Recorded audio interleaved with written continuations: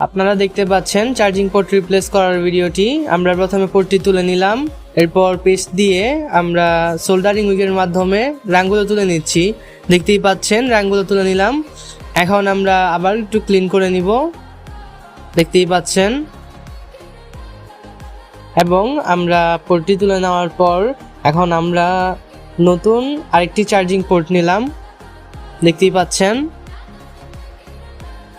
এবং চার্জিং পোর্টটি নেওয়ার পর আমরা সুন্দরভাবে বসিয়ে নিচ্ছি এবং বসিয়ে নেওয়ার পর সোল্ডারিং এর মাধ্যমে আমরা রাংগুলো ঝালাই করে নিচ্ছি এবং প্রত্যেকটি পায়ে এবং আরেকটু হিট করে নিলাম।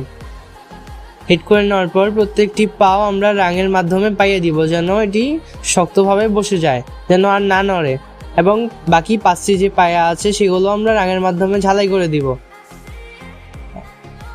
খুব সুন্দর করে ঝালাই করে নিলাম, দেখতেই পাচ্ছেন। এবং আমরা বাকিটুকু ক্লিন করে নিয়ে আমরা এটাকে 5 ভোল্ট মাপ দিব মিটারের মাধ্যমে। ভিডিওটি ভালো লাগলে চ্যানেলটি অবশ্যই সাবস্ক্রাইব করে দিবেন।